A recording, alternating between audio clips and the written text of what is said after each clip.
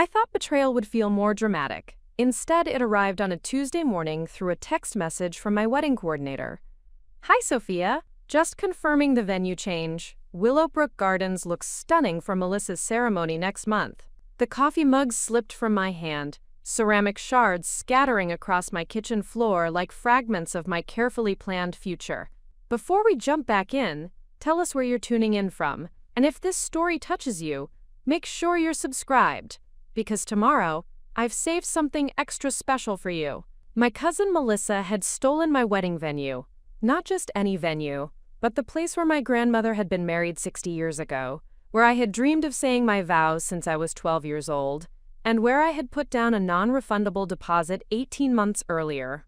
What happened next revealed family dynamics I had never understood, and launched a chain of events that would transform not only my wedding day, but my entire understanding of what family truly means. The confusion started immediately. My fingers trembled as I dialed Jennifer, my wedding coordinator, desperate for clarification that would make this nightmare disappear. Perhaps there had been a mistake with dates or names. Perhaps this was simply an administrative error that could be quickly resolved with a phone call and nervous laughter. "Jennifer, this is Sophia Martinez. I think there might be some confusion about my venue booking at Willowbrook Gardens." The pause on the other end stretched longer than comfortable silence should last. When Jennifer finally responded, her voice carried the careful tone of someone delivering news they had been dreading to share. "Sophia, I was hoping your family had already discussed this with you. Your aunt called last week explaining that there had been a family emergency, and the venue needed to be transferred to Melissa's wedding. She said you had agreed to the change and were looking for alternative locations." The world tilted sideways. Aunt Patricia had orchestrated this deception with surgical precision, using family authority and outright lies to manipulate the situation in her daughter's favor. My own family had conspired against me, while maintaining the pretense of normalcy during Sunday dinners and casual phone calls. I had booked Willowbrook Gardens 13 months before Melissa had even gotten engaged. The venue required a 2-year advance booking for their premium summer dates, and I had secured the third Saturday in June through careful planning and financial sacrifice. The deposit alone had required 3 months of overtime work at the marketing firm where I managed social media campaigns for local businesses. Willowbrook Gardens represented more than just a beautiful location for wedding photographs. The estate had been in the same family for 4 generations, maintaining its original architecture and gardens while modernizing facilities for contemporary celebrations. My grandmother had shown me her wedding photographs taken beneath the same oak trees that would frame my own ceremony. The venue connected past and present in ways that transformed a single day into part of a larger family narrative. The sentimental value made the betrayal particularly devastating, but the practical implications were equally crushing. June wedding venues in our area were typically booked 2 years in advance. With only 5 months remaining until my wedding date, finding an alternative location would require either significant compromise on vision or substantial additional expense to secure a last-minute cancellation. My relationship with Melissa had always been complicated by the dynamics between our mothers. Aunt Patricia treated family relationships like competitive sports, where every achievement by someone else's child represented a personal failure in her parenting. My academic scholarships had been dismissed as luck. My career advancement had been attributed to timing rather than competence. My engagement to David had prompted immediate comparisons to Melissa's dating life, and questions about when she might find someone suitable. When Melissa announced her engagement 6 months after mine, the family celebration felt forced and performative.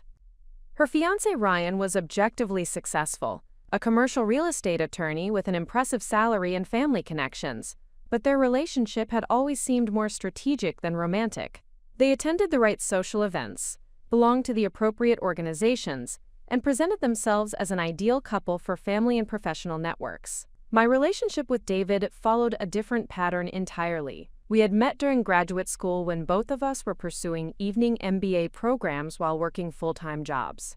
Our connection was built through shared values, intellectual compatibility, and genuine enjoyment of each other's company, rather than social positioning or family expectations. David worked as a project manager for a renewable energy consulting firm, choosing meaningful work over maximum salary potential. The economic differences between our relationships had not escaped family notice. Ryan could afford expensive restaurants, luxury vacations, and designer engagement rings. David and I chose hiking trails, cooking together, and carefully planned financial goals that balanced present enjoyment with future security. Aunt Patricia frequently made pointed comments about practical considerations and lifestyle compatibility that seemed designed to highlight these economic disparities. Now, those same economic differences had apparently justified stealing my wedding venue through deception and manipulation. Melissa needed Willowbrook Gardens because her social circle expected a certain level of elegance and sophistication. My preferences were treated as less important because my financial constraints were assumed to make me more flexible about alternatives. The phone call with Jennifer had left me sitting on my kitchen floor surrounded by coffee-stained ceramic fragments, struggling to process the magnitude of betrayal and the immediate practical crisis it had created. My wedding was scheduled for 5 months away. Invitations had been ordered with venue information. Vendors had been coordinated around the specific logistics of Willowbrook Gardens. The carefully orchestrated timeline that had taken over a year to develop was now completely disrupted. David found me there when he returned from his morning run, still holding my phone and staring at the mess of broken ceramic and spilled coffee that seemed to symbolize everything falling apart simultaneously.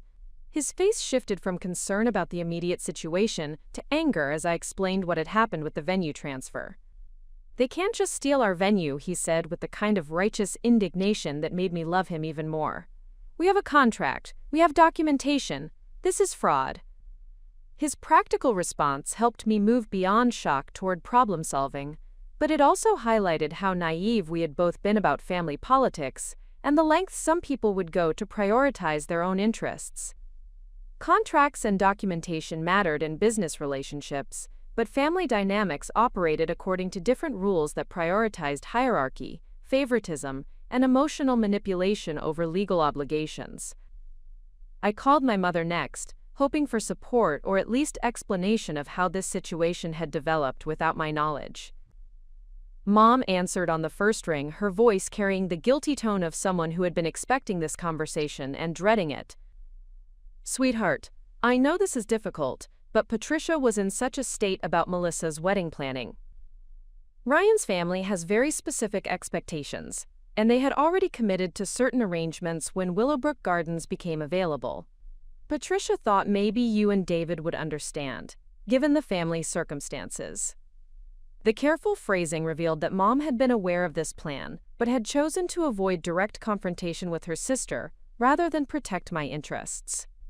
Family peace had been prioritized over fairness, and my preferences had been sacrificed to maintain superficial harmony. "Mom, I booked that venue over a year ago. I put down a deposit. I chose that place specifically because of Grandma's connection to it. How is Melissa's convenience more important than my actual reservation?" Quote. The silence stretched uncomfortably before Mom responded with the kind of deflection that had characterized her conflict avoidance throughout my childhood. "Maybe this will work out for the better. Willowbrook Gardens is very expensive for the reception, and there are other beautiful venues that might be more practical for your budget. Patricia mentioned that Melissa was willing to help you find something suitable." The suggestion that Melissa's assistance in finding an alternative venue represented some kind of generous compensation for stealing my original booking demonstrated how completely my family had rationalized this betrayal. The person who had created the problem was being positioned as the solution provider, and I was expected to express gratitude for this arrangement. The conversation with my mother clarified that this situation extended beyond Melissa's individual choice to involve a broader family conspiracy that had been planned and executed without my knowledge or consent. Multiple adults who claimed to love and support me had participated in deception that prioritized someone else's convenience over my clearly established plans. After hanging up, I spent the afternoon researching legal options for challenging the venue transfer while simultaneously investigating available alternative locations. The legal path seemed complex and time-consuming, requiring documentation of the original booking and proof of the fraudulent transfer. Even if successful, legal action might not restore venue access in time for my planned wedding date. The alternative venue search confirmed my worst fears about availability and cost. The few locations with openings during my preferred time frame were either significantly more expensive than our budget could accommodate, or substantially different from our original vision in ways that would require comprehensive replanning of every other wedding element. By evening, the initial shock had transformed into a clear-eyed assessment of both the betrayal itself and the broader family dynamics that had enabled it. This was not an isolated incident or a misunderstanding that could be resolved through better communication. This was a deliberate choice by people who claimed to care about me but were willing to sacrifice my happiness for someone else's convenience. David returned home from work to find me surrounded by venue brochures, legal documents, and notebook pages filled with alternative planning scenarios. His immediate response was to suggest confronting Melissa and Aunt Patricia directly, demanding they restore the original booking or face public exposure of their deception. "We're not going to let them get away with this," he said, with the determination that made him such an effective project manager. "They're counting on you being too polite or too conflict-averse to fight back. But this is our wedding, and you deserve better than being manipulated by people who are supposed to support you."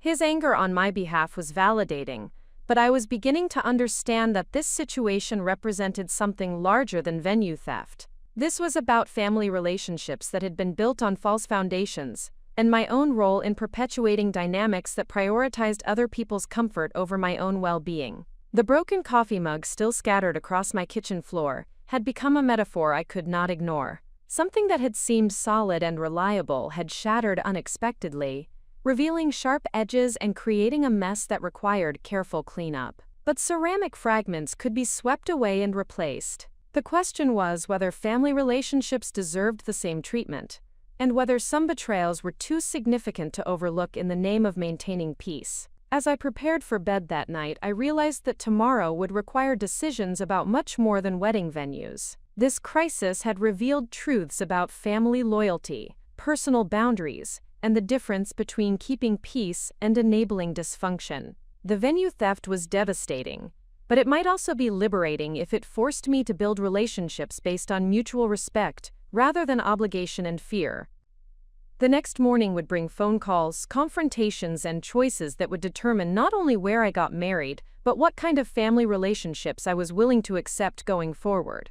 Melissa had stolen my wedding venue, but she had also inadvertently given me an opportunity to reclaim something more valuable: my right to be treated with respect by the people who claimed to love me. Preparing and narrating this story took us a lot of time, so if you are enjoying it, subscribe to our channel. It means a lot to us.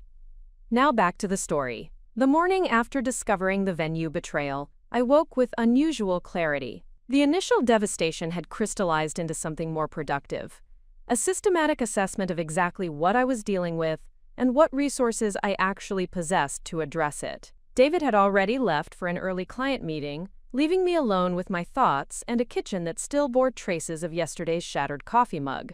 I opened a fresh notebook and wrote across the top of the first page, "What I actually have control over." The act of writing by hand felt deliberate and grounding after hours of frantic internet searches and emotional phone calls. This was not about reaction anymore. This was about strategic assessment and informed decision-making.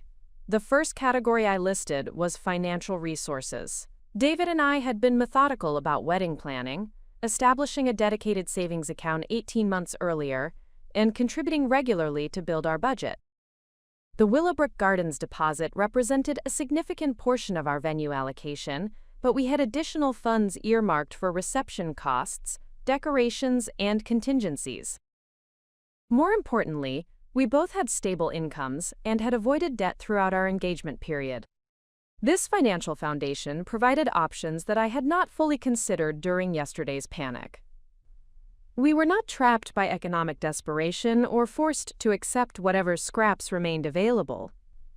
We could potentially secure premium alternative venues by adjusting other budget categories or extending our financial commitment if necessary. The second category involved my professional capabilities and network. 5 years of marketing experience had developed skills in event planning, vendor coordination, and creative problem-solving under tight deadlines.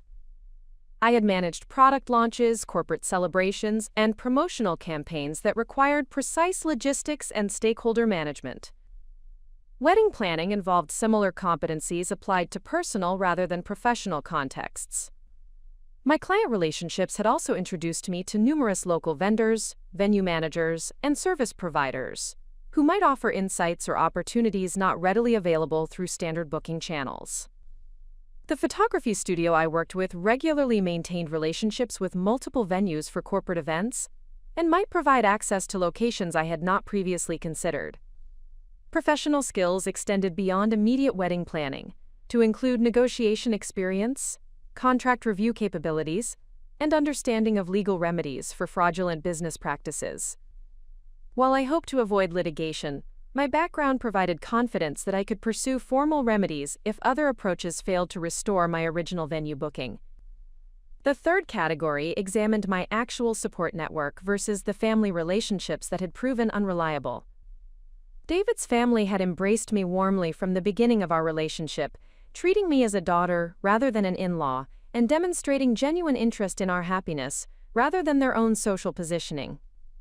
His parents had offered to contribute financially to our wedding expenses and had repeatedly expressed willingness to assist with planning logistics.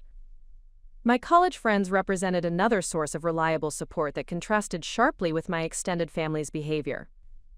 Sarah had served as my maid of honor specifically because of her loyalty and practical assistance during previous challenges. Michael and Jennifer had offered their home for engagement parties and had connections throughout the hospitality industry through Jennifer's event planning business. Work colleagues had become genuine friends over the years, particularly Linda, who had planned her own wedding 2 years earlier and had developed extensive knowledge about local vendors and venues. These relationships were built on mutual respect and shared interests rather than family obligation, making them potentially more reliable sources of assistance. The fourth category involved examining what had actually been lost versus what remained intact. Melissa's theft of Willowbrook Gardens was devastating emotionally and practically, but it had not damaged any other aspects of our wedding planning. Our guest list, vendor selections, menu preferences, music choices, and decorative vision remained unchanged. The venue provided the setting for our celebration, but it was not the celebration itself. My grandmother's connection to Willowbrook Gardens held sentimental value that could not be replicated elsewhere. But her actual presence at my wedding was impossible regardless of location. The meaningful element was honoring her memory and values rather than replicating her exact experience. Other venues might provide different but equally significant ways to acknowledge family history and create new traditions. The photographer we had selected specialized in outdoor ceremonies and was familiar with multiple locations throughout the region. Our florist worked regularly with various venues and could adapt arrangements to different architectural styles and garden settings. The caterer maintained relationships with numerous facilities and could provide similar menu options across different locations. This assessment revealed that Melissa's actions had disrupted our planning timeline and forced unwanted changes, but had not destroyed our fundamental ability to create a meaningful wedding celebration. The impact was significant, but not catastrophic, assuming we could secure appropriate alternative arrangements. The fifth category examined the broader implications of this family betrayal for future relationships and boundaries. Aunt Patricia's deception and my mother's complicity revealed dynamics that extended far beyond wedding planning into fundamental questions about respect, honesty, and mutual consideration within family structures. These relationships had always involved subtle power imbalances and preferential treatment that I had minimized or rationalized in the interest of maintaining family harmony. Melissa had consistently received more attention, support, and accommodation for her preferences, while my achievements were downplayed and my needs treated as secondary considerations. The venue theft represented an escalation of established patterns rather than an isolated incident of poor judgment. Aunt Patricia felt entitled to manipulate situations for her daughter's benefit without considering the impact on other family members. My mother's participation demonstrated that these dynamics were accepted and enabled by multiple family members. Understanding this pattern clarified that addressing the immediate venue crisis would not resolve the underlying relationship problems that had enabled such betrayal. Any sustainable solution would need to establish different boundaries and expectations for future family interactions. The sixth category involved assessing my own role in perpetuating dysfunctional family dynamics through conflict avoidance and people-pleasing behaviors. I had consistently prioritized family peace over personal advocacy, accepting unfair treatment rather than confronting problematic behaviors directly. This pattern had trained family members to expect my compliance with arrangements that benefited others at my expense. My predictable accommodation of unreasonable requests had enabled increasingly entitled behavior from relatives who knew they could manipulate situations without facing meaningful consequences. Breaking this cycle would require demonstrating that such manipulation would no longer be tolerated, regardless of family pressure or guilt tactics designed to maintain established hierarchies. The venue situation provided an opportunity to establish different relationship parameters that prioritized mutual respect over artificial harmony. The seventh category examined potential positive outcomes that could emerge from this crisis if handled strategically. Forced departure from Willowbrook Gardens might lead to discovering venues that better reflected our actual preferences, rather than family history and sentimental associations. The planning disruption provided an opportunity to reconsider other wedding elements that had been chosen based on tradition or family expectations, rather than genuine personal preference. Perhaps we had been constrained by assumptions about appropriate wedding formats that did not actually align with our values or priorities. The family conflict might ultimately strengthen our marriage by establishing clear boundaries about whose opinions would influence major life decisions. David and I had demonstrated our ability to support each other through crisis and to prioritize our partnership over external pressure. The eighth category involved practical next steps that could move us from assessment toward action. Direct confrontation with Melissa and Aunt Patricia remained necessary to understand their justification and to demand restoration of our original venue booking. This conversation would likely be unpleasant, but would provide essential information about whether resolution was possible through family discussion. Simultaneous pursuit of alternative venues would protect us against the possibility that family negotiation would fail to restore our original arrangements. Jennifer's event planning connections could accelerate this search process while providing professional evaluation of different options. Documentation of all communications and financial transactions related to the venue booking would support potential legal action if other remedies proved insufficient. While litigation remained an undesirable option, preparation for that possibility would strengthen our negotiating position. The ninth category examined lessons about trust, expectations, and relationship management that could improve future decision-making. Family relationships required the same careful boundary setting and mutual respect that characterized healthy friendships and professional associations. Blood relationships did not justify tolerating behavior that would be unacceptable from other people. Future major decisions would need to include explicit agreements about roles, responsibilities, and expectations, rather than assuming shared understanding based on family status. Clear communication and documented agreements could prevent similar manipulation in other contexts. The 10th category involved identifying specific actions for the immediate future that would demonstrate commitment to protecting our interests while maintaining dignity throughout the process. This crisis required response strategies that reflected our values and established precedents for handling future conflicts. By noon, my notebook contained 10 pages of detailed analysis that had transformed overwhelming devastation into manageable challenges with specific action steps. The venue theft remained painful and disruptive, but it no longer felt like an insurmountable catastrophe that would destroy our wedding plans or our future happiness. David called during his lunch break to check on my emotional state and to discuss practical next steps. I shared my morning's analysis with him, emphasizing the resources and options we possessed, rather than dwelling on the betrayal itself. "I'm proud of how you're handling this," he said with genuine admiration. "Yesterday you were devastated, and today you sound like a project manager developing a strategic response. That's exactly the kind of strength that made me want to marry you in the first place." His support reinforced my growing confidence that this crisis could be managed successfully without compromising our core objectives. We were not victims of circumstances beyond our control. We were capable adults with resources, skills, and relationships that could address this challenge effectively. The afternoon would bring the first of several difficult conversations with family members. But I was approaching these discussions from a position of clarity about my priorities and expectations, rather than desperate pleading for understanding. The venue theft had revealed important truths about family dynamics that needed to be addressed regardless of whether our original booking could be restored. Melissa had unknowingly provided me with an opportunity to examine relationships and assumptions that had constrained my choices for years. The question now was whether I would use this crisis to establish healthier boundaries and more authentic connections, or whether I would allow family pressure to maintain dysfunctional patterns that prioritized other people's comfort over my own well-being. The inventory phase had clarified that I possessed more resources and options than the initial shock had suggested. The real question was not whether we could create a meaningful wedding celebration, but whether I was prepared to demand the respect and consideration that should characterize healthy family relationships. Tomorrow would test whether my family was capable of acknowledging their betrayal and making appropriate amends, or whether this crisis would force me to build new traditions and relationships that actually supported my happiness rather than merely tolerating my presence.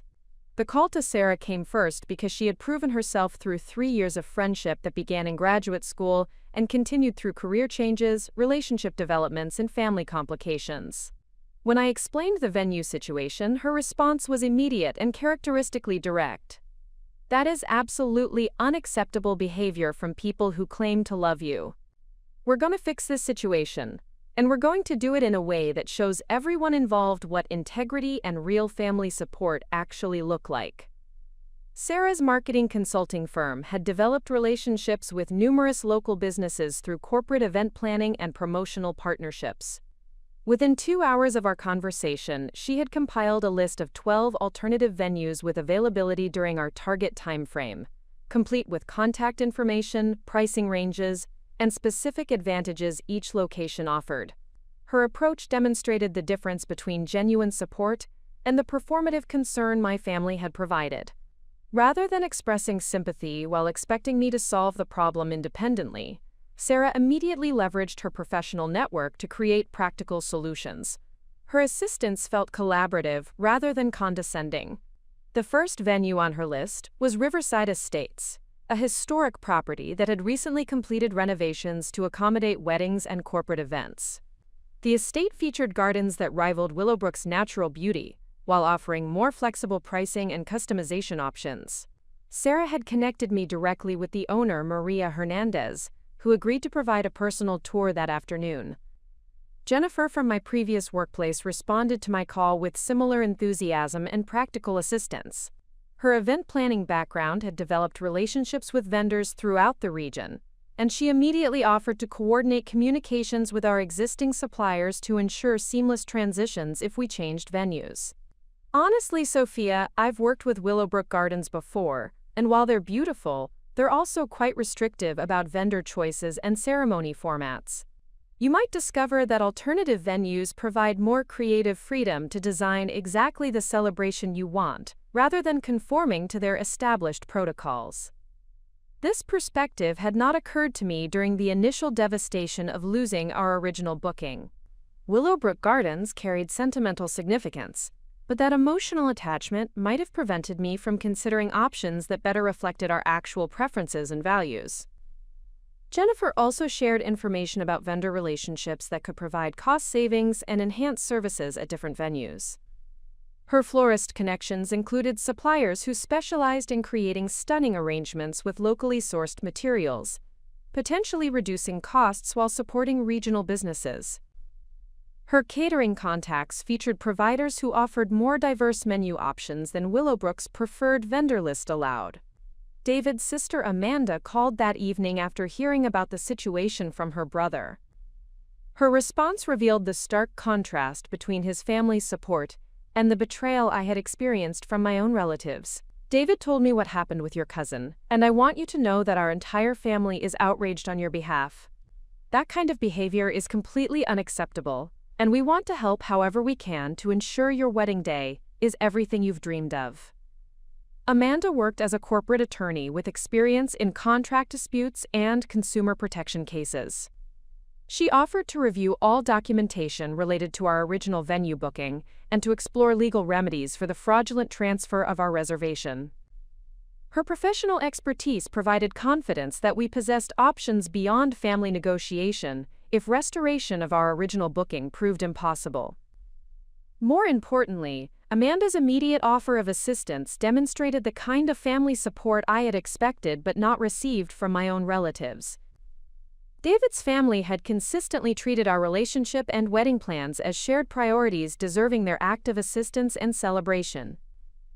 Linda from work provided perhaps the most valuable perspective during our lunch meeting the following day. She had navigated her own family complications during wedding planning and offered insights about managing relationships while protecting personal priorities. The hardest lesson I learned during my engagement was that some family members will create drama and conflict regardless of how accommodating you try to be. The choice isn't between keeping everyone happy or causing family problems. The choice is between establishing healthy boundaries or enabling people to treat you poorly indefinitely. Her observation highlighted the broader implications of how I responded to this crisis. Accepting Melissa's theft of my venue while maintaining family peace would establish precedents for future manipulation and disrespect. Standing firm about appropriate treatment might create temporary conflict, but would demonstrate that such behavior carried meaningful consequences. Linda also shared practical information about alternative venues she had investigated during her own planning process. Lakeview Manor had recently begun hosting weddings after years as an exclusive private residence. The property offered intimate garden settings with superior catering flexibility and significantly lower costs than traditional wedding venues. Mountain View Lodge specialized in outdoor ceremonies with rustic elegance that might better reflect our preferences for natural settings and casual sophistication. Their packages included coordination services that could simplify vendor management while ensuring professional execution of all wedding elements. These conversations revealed that my network included far more resources and support than I had initially recognized. Professional relationships had developed into genuine friendships that provided both practical assistance and emotional encouragement during crisis. David's family offered the kind of unconditional support that I had expected but not received from my own relatives. The contrast between authentic support and family obligation became increasingly clear as these conversations continued. People who owed me nothing were volunteering substantial time and effort to ensure our wedding plans succeeded. Meanwhile, relatives who claimed to love me had conspired to prioritize someone else's convenience over my clearly established plans. Professor Martinez from my graduate program called unexpectedly after hearing about the situation through Sarah's network.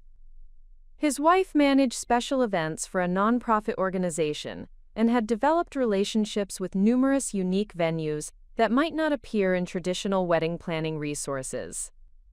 I remember your presentations about event marketing and stakeholder management. You demonstrated exceptional planning skills and creative problem-solving abilities.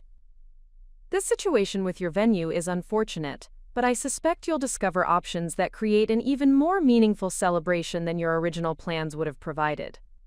Quote, his confidence in my capabilities reinforced my growing sense that this crisis represented an opportunity for improvement rather than simply damage control. The forced departure from Willowbrook Gardens was creating space to examine assumptions and explore possibilities that might never have been considered otherwise. His wife Elena contacted me directly that afternoon with information about Wildflower Farm, a sustainable agriculture operation that hosted educational events and had recently begun offering wedding services. Their approach emphasized environmental responsibility, local sourcing, and community connection rather than traditional elegance and formal protocols. The venue's philosophy aligned more closely with David's and my values than the historical luxury that Willowbrook Gardens represented. Wildflower Farm offered opportunities to incorporate meaningful elements like locally grown flowers, farm-to-table catering, and charitable donations to environmental organizations, rather than focusing solely on aesthetic appeal. Elena also mentioned that the farm's owners, Robert and Catherine Mitchell, had built their business around supporting couples whose values aligned with sustainable practices and community engagement. They offered pricing flexibility for couples who demonstrated genuine commitment to environmental and social responsibility. My former supervisor Michael reached out through LinkedIn after Sarah had mentioned the venue situation during a professional networking event. His hospitality industry connections included several venue owners who might provide alternatives not readily available through standard booking channels. I've worked with event planning for corporate clients, and I can tell you that the best celebrations happen when the location truly reflects the people being honored. Sometimes unexpected venues create more memorable experiences than traditional choices because they're more authentic to the individuals involved. His perspective encouraged me to consider non-traditional options that might better represent our personalities and relationship rather than conforming to expectations about appropriate wedding venues. Our connection was built through shared interests in hiking, environmental conservation, and sustainable living rather than social positioning or family expectations. Michael introduced me to the owner of Sunset Ridge Winery, which hosted intimate weddings among their vineyards with a focus on local wine pairings and seasonal cuisine. Their approach emphasized celebration of regional agriculture and community connections, rather than imported luxury or formal protocols. The winery's setting offered natural beauty that could rival Willowbrook Gardens, while providing unique elements like wine tastings, vineyard tours, and educational components about sustainable agriculture. Their pricing structure was more transparent and flexible than traditional venues, with options for couples to customize packages based on actual preferences, rather than predetermined formulas. These networking conversations had accomplished several important objectives, beyond simply identifying alternative venues. They had demonstrated the difference between authentic support and obligatory assistance. They had revealed resources and connections that had been invisible during stable circumstances. They had provided perspective about opportunities that might emerge from apparent disasters. Most significantly, they had established a foundation of genuine relationships that would continue providing value long after the immediate venue crisis was resolved. These connections were based on mutual respect and shared values, rather than family obligation or social positioning. The pattern was unmistakable. People who had no obligation to assist me were volunteering substantial time and effort to ensure my success and happiness. Meanwhile, family members who claimed special bonds based on blood relationships had prioritized someone else's convenience over my established plans and emotional well-being. This network activation had also revealed professional capabilities I had not fully recognized or valued. My event planning experience, relationship management skills, and problem-solving abilities were being acknowledged and respected by people whose opinions I valued. The crisis had created opportunities to demonstrate strengths that had been taken for granted during routine circumstances. By the end of the week, I had compiled information about 8 alternative venues that offered different but potentially superior options to our original Willowbrook Gardens booking. Each possibility reflected different aspects of our values and preferences while providing practical advantages in terms of cost, flexibility, or unique features. The venue theft that had initially felt like a devastating loss was beginning to look like liberation from constraints I had not recognized. Melissa's manipulation had forced me to examine assumptions and explore possibilities that might have remained invisible if our original plans had proceeded without disruption. The network revelation phase had established that authentic support systems existed beyond family relationships, and that these connections could provide both practical assistance and emotional encouragement during challenging transitions. The question now was whether I would use these discoveries to build stronger foundations for future decision-making, or whether family pressure would convince me to minimize the significance of this betrayal in the interest of maintaining superficial peace. The first venue visit to Riverside Estates took place on Saturday morning under crisp October skies that highlighted the property's autumn colors in ways that promotional photographs could never capture. Maria Hernandez met David and me at the entrance, her genuine enthusiasm for her business immediately apparent through detailed explanations of the estate's history and careful attention to our specific questions and concerns. Walking through the gardens with Maria revealed possibilities that had not been apparent from online research or referral descriptions. The ceremony space offered multiple configuration options that could accommodate different weather conditions, guest counts, and aesthetic preferences, without requiring compromises that felt forced or artificial. We designed these spaces specifically for couples who want flexibility to create celebrations that reflect their personalities rather than conforming to predetermined formats. Maria explained as she showed us the covered pavilion that could serve as either a reception area or weather backup for outdoor ceremonies. The estate's approach to vendor relationships contrasted sharply with Willowbrook Gardens, restrictive preferred provider lists. Couples could work with any licensed vendors while receiving coordination support from the estate's staff to ensure seamless execution. This policy enabled cost savings through competitive pricing, while supporting local businesses that might not have established relationships with traditional wedding venues. David's immediate comfort with the setting was evident through his questions about logistics, parking arrangements, and accessibility features for elderly relatives. His practical concerns reflected the kind of thoughtful planning that had characterized our entire relationship, focusing on guest experience and meaningful celebration rather than impressive appearances. "This feels more like us," he said quietly as we examined the outdoor ceremony area surrounded by mature oak trees and seasonal flower gardens. "It's beautiful, but it doesn't feel like we're trying to live up to someone else's idea of what our wedding should look like." His observation captured something essential about our venue search that extended beyond practical considerations into questions about authenticity and self-expression. The forced departure from Willowbrook Gardens was creating opportunities to examine whether our original choices had reflected our actual preferences, or simply acceptance of family expectations and traditional assumptions. Maria provided detailed cost breakdowns that revealed significant savings compared to our original venue, while offering enhanced services and greater customization options. The estate's pricing structure was transparent and comprehensive, including many elements that would have required separate vendor contracts at other locations. The second venue visit to Wildflower Farm took place the following Tuesday evening, at Elena Martinez's suggestion that we experience the property during their weekly educational program about sustainable agriculture practices. The timing allowed us to observe the venue's approach to community engagement while evaluating the setting for our celebration. Robert and Catherine Mitchell welcomed visitors with the kind of genuine hospitality that made strangers feel like welcomed guests, rather than potential customers. Their passion for environmental stewardship and community education was immediately evident through detailed explanations of their farming practices and enthusiastic responses to questions about local ecosystem preservation. The farm's approach to wedding celebrations emphasized alignment between personal values and ceremonial choices. Couples who selected Wildflower Farm typically shared commitments to environmental responsibility, local sourcing, and community support that influenced every aspect of their event planning, from menu selection to decorative materials. "We work with couples to create celebrations that feel meaningful beyond the single day," Catherine explained during our tour of the ceremony areas.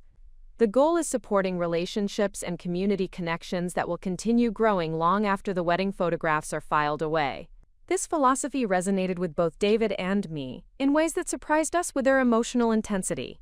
Our relationship had been built around shared values regarding environmental responsibility, community engagement, and thoughtful resource management. The farm's approach would allow our wedding celebration to demonstrate these commitments rather than simply accommodating them.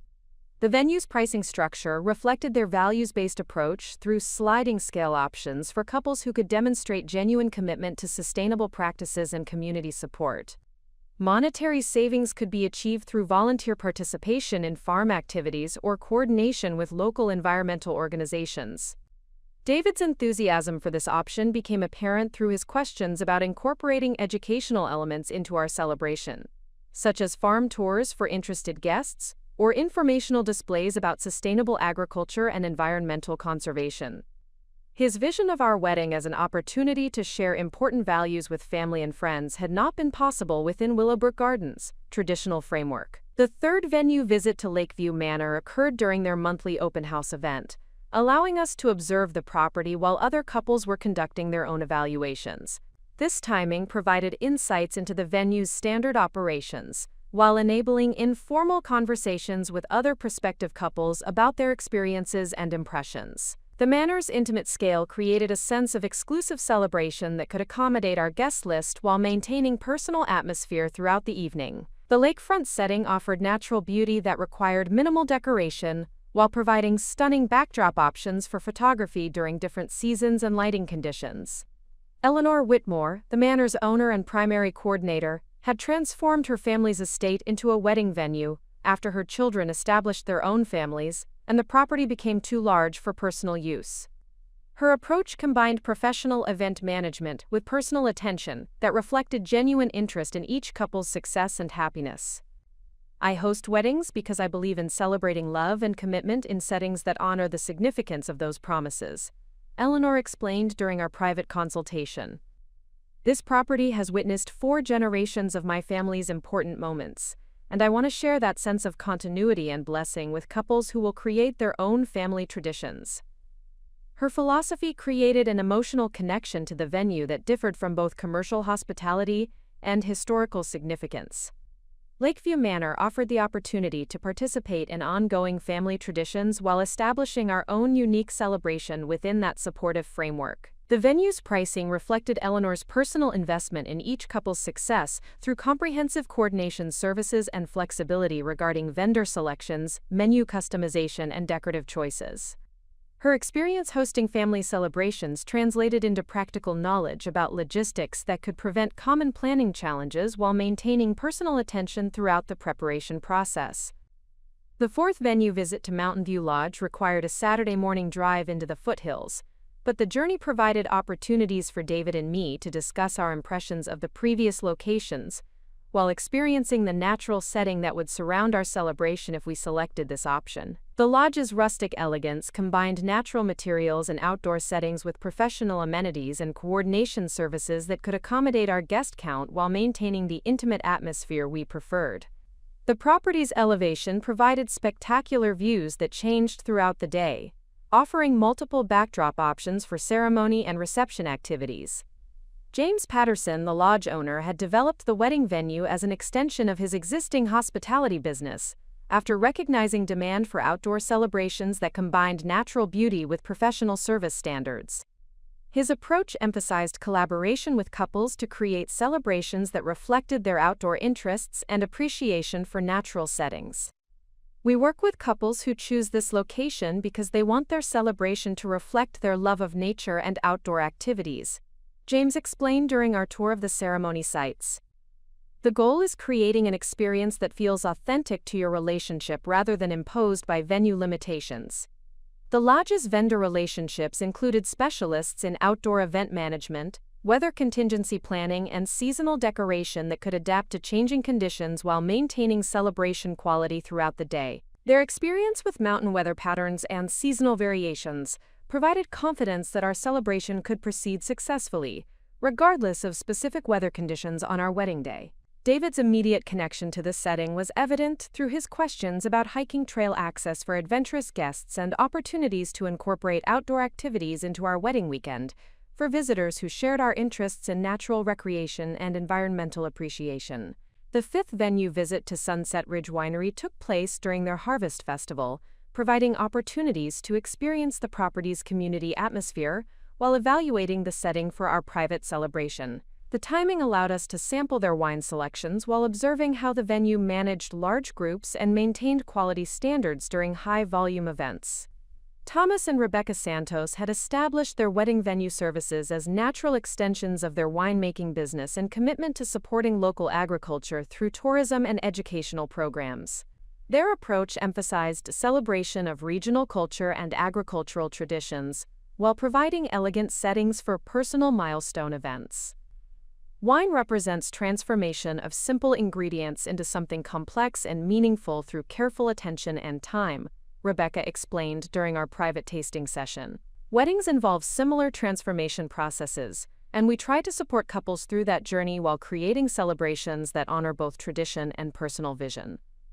The winery's approach to wedding celebrations incorporated wine education, local food pairings, and agricultural tourism elements that could create unique experiences for guests while supporting the regional economy and environmental conservation efforts that aligned with our personal values. Their pricing structure reflected the comprehensive nature of their services, through inclusive packages that covered ceremony coordination, reception management, and specialized elements like wine pairings and agricultural tours that would have required separate arrangements at other venues. These venue visits had accomplished multiple objectives beyond simply identifying location alternatives to our stolen Willowbrook Gardens booking. They had revealed the variety of celebration styles and value systems that different venues supported while highlighting options that might better reflect our actual preferences than our original choice. More significantly, the experimental phase had demonstrated our capability to create meaningful experiences through active choice-making rather than passive acceptance of traditional expectations or family pressures. Each venue visit had required us to articulate our priorities and evaluate options based on our authentic preferences rather than external approval or social positioning.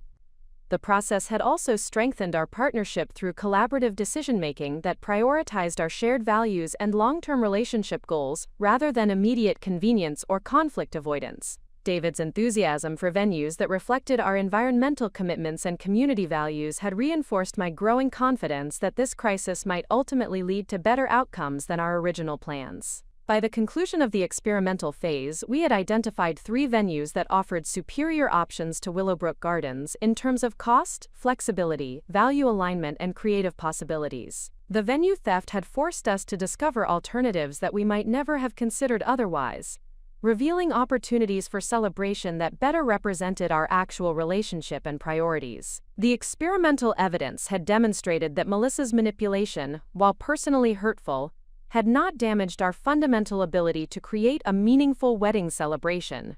Instead, it had created space for exploration and discovery that was leading toward more authentic choices that reflected our genuine preferences rather than inherited expectations. The question now was whether we would use this evidence to move forward with confidence in our alternative options, or whether we would continue attempting to restore our original booking through family negotiation that might compromise our dignity, while potentially recovering arrangements that no longer seemed optimal given our expanded awareness of available possibilities. The decision to pursue Wildflower Farm as our primary venue choice required moving beyond casual visits to substantial commitment that would test our preferences under realistic wedding planning pressures. Catherine Mitchell had offered us a trial coordination period where we could begin detailed planning while maintaining the option to withdraw without financial penalty, if the venue proved incompatible with our actual needs versus our theoretical preferences. This arrangement provided the perfect laboratory for testing whether our enthusiasm for the farm's values-based approach would sustain through the practical challenges of menu planning, vendor coordination, and guest management within their sustainable agriculture framework. The next 6 weeks would reveal whether our alignment with their philosophy translated into successful event execution or created complications we had not anticipated. The first substantial test involved menu planning with their preferred caterer, Marcus Chen, whose farm-to-table approach required seasonal flexibility and local sourcing that differed significantly from traditional wedding catering models. Rather than selecting predetermined meal options from standardized menus, we would collaborate to design offerings based on ingredients available during our wedding timeframe and grown within 50 miles of the venue. Marcus met with us at the farm during the 3rd week of October to discuss possibilities for a June celebration, explaining how seasonal availability would influence our options while demonstrating the superior quality achievable through fresh, locally sourced ingredients. His passion for sustainable cooking and support of regional agriculture aligned perfectly with our values, but his approach required trust in his expertise rather than detailed control over specific menu elements. Working with seasonal ingredients means embracing some uncertainty about exact offerings, but it also means your guests will experience food at peak freshness and flavor that cannot be achieved through conventional catering approaches, Marcus explained as he prepared sample dishes using current harvest ingredients. The trade-off is flexibility for quality and meaningful support of local farming communities. The sample menu exceeded our expectations in terms of both flavor complexity and visual presentation, while demonstrating how sustainable practices could enhance rather than compromise celebration quality. Marcus's creative use of seasonal vegetables, locally raised proteins, and artisanal products from regional suppliers created dining experiences that would educate guests about local agriculture while providing exceptional culinary quality. However, the planning process also revealed challenges that had not been apparent during our initial venue visits. Seasonal menu planning required earlier decision-making deadlines than traditional catering to ensure ingredient availability and vendor coordination. Guest dietary restrictions would need more detailed documentation to accommodate special needs within seasonal ingredient constraints. David's enthusiasm for the educational aspects of our menu choices was evident through his questions about incorporating information cards describing ingredient sources and farming practices for each dish. His vision of using our wedding celebration to raise awareness about sustainable agriculture reflected our shared values while creating unique elements that would distinguish our event from conventional celebrations. The second major test involved coordinating with their preferred florist, Ana Rodriguez, whose sustainable approach to wedding flowers emphasized locally grown, seasonal blooms rather than imported arrangements that required extensive transportation and resource consumption. Her design philosophy aligned with our environmental values but required flexibility about specific flower varieties and color schemes. Anna's portfolio demonstrated stunning arrangements created entirely from locally sourced materials, including flowers grown specifically for weddings at partner farms within the region. Her designs incorporated natural elements like branches, herbs, and seasonal foliage that created sophisticated arrangements while supporting local growers and reducing environmental impact. Sustainable floriculture means working with nature's timing rather than forcing specific looks through artificial manipulation.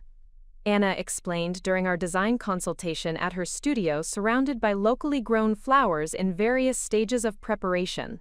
The arrangements will reflect the season's natural beauty while supporting farming practices that protect soil health and biodiversity. The planning process revealed both advantages and limitations of this approach. Locally grown flowers offered unique varieties and superior freshness that created distinctive arrangements unavailable through conventional florists. However, achieving specific color schemes or flower varieties required advanced coordination with local growers and flexibility about exact specifications. David's suggestion to incorporate herbs and edible flowers that guests could take home as sustainable favors demonstrated his growing enthusiasm for integrating our values throughout every aspect of our celebration. His creativity in connecting different wedding elements through shared environmental themes was transforming our planning from logistical coordination into meaningful expression of our relationship priorities. The third substantial test involved working with their coordination team to manage guest communications about the venue's unique features and expectations. Wildflower Farm's approach required educating guests about sustainable practices, while ensuring their comfort during outdoor celebration activities that might differ from traditional wedding formats.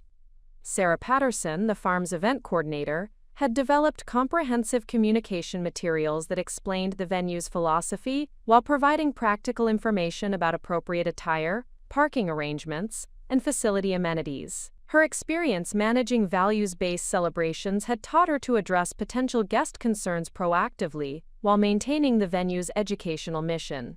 Some guests will be unfamiliar with farm venue settings and sustainable practices, so clear communication prevents confusion while creating opportunities for positive education about environmental responsibility.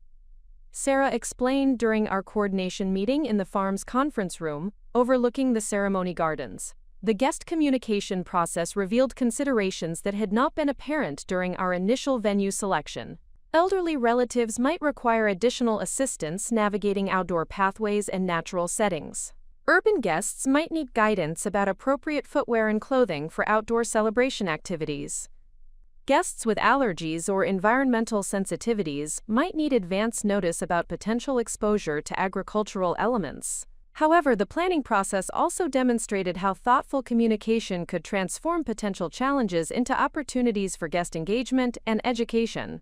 Information packets about the farm's sustainable practices could create conversation starters while helping guests understand the values reflected in our venue choice. The fourth test involved budget management within the farm's values-based pricing structure, which offered savings through sustainable practices while requiring different allocation priorities than conventional venue planning. Cost reductions achieved through local sourcing and seasonal flexibility created opportunities to invest in enhanced guest experiences or charitable donations to environmental organizations. Catherine's transparent pricing approach eliminated many hidden costs associated with traditional venues while providing clear breakdowns of how our expenditures supported local businesses and sustainable practices. The farm's sliding scale pricing rewarded couples who demonstrated genuine commitment to environmental responsibility through volunteer participation or educational advocacy. David and I had decided to pursue maximum cost savings through volunteer coordination with farm activities leading up to our celebration, including participation in spring planting activities and educational program assistance. This involvement would reduce our venue costs while providing meaningful connection to the agricultural processes that would supply our celebration ingredients. The volunteer coordination revealed physical demands and time commitments that tested our practical commitment to sustainable practices beyond theoretical support. Spring planting activities required weekend availability during weather-appropriate conditions that could not be precisely scheduled in advance. Educational program assistance involved evening commitments that might conflict with other wedding planning activities. However, the volunteer experience also provided unexpected benefits that deepened our connection to the venue and our confidence in our choice. Working alongside other couples who shared our values created a supportive community of soon-to-be-married individuals who understood the challenges of planning celebrations that reflected personal principles rather than conventional expectations. The fifth test involved managing family reactions to our venue choice, particularly from relatives who had expressed skepticism about non-traditional wedding settings and sustainable practice priorities. Several family members had questioned whether a working farm provided appropriate elegance for formal celebration, or whether our environmental focus reflected practical priorities versus social positioning. My mother's response to our venue announcement revealed ongoing tensions about family expectations and celebration appropriateness that extended beyond the immediate venue theft crisis. Her concerns about guest comfort and social perceptions reflected deeper anxieties about how our choices would be judged by extended family and community members. I understand that you want your wedding to reflect your values, but I hope you will also consider whether your guests will be comfortable and whether this setting provides appropriate elegance for such an important family celebration, she had said during our phone conversation announcing our final venue decision. Her feedback highlighted the gap between our priorities and family expectations, while demonstrating how values-based choices required confidence to proceed, despite potential criticism from relatives who prioritized conventional approaches over personal authenticity. David's family provided contrasting responses that reinforced our decision through enthusiastic support for our environmental commitments and creative approach to celebration planning. His parents had immediately expressed interest in the farm's sustainable practices and had offered to coordinate family travel arrangements that would minimize environmental impact through carpooling and local accommodation options. The sixth test involved coordinating with vendors who shared the farm's sustainability commitments while maintaining professional service standards that would ensure successful celebration execution. Each vendor relationship required evaluation of both practical capabilities and values alignment to ensure comprehensive coordination throughout our planning process. The photographer recommended by Wildflower Farm, Jessica Torres, specialized in outdoor celebrations and sustainable event documentation through digital delivery options that reduced paper consumption while providing superior image quality and sharing capabilities. Her portfolio demonstrated exceptional skill in capturing natural lighting and outdoor settings while reflecting the authentic emotions and environmental beauty that characterized farm venue celebrations. The musician partnerships available through the farm emphasized acoustic performances and local talent that supported regional artists while providing entertainment that complemented outdoor settings without requiring extensive amplification or environmental disruption. These options offered cost savings while creating intimate musical experiences that matched our preferences for personal celebration atmosphere. By the conclusion of our 6-week trial coordination period, the reality testing had confirmed our venue choice while revealing practical considerations that would require ongoing attention throughout our planning process. The farm's approach created opportunities for meaningful celebration that aligned with our values, while demanding flexibility and creativity that enhanced rather than complicated our planning experience. The testing phase had also demonstrated our capability to manage complex coordination requirements, while maintaining focus on priorities that reflected our authentic relationship goals rather than external expectations or conventional approaches. David's enthusiasm for creative problem-solving and values integration had strengthened throughout the process, reinforcing my confidence in our partnership and shared vision for our celebration.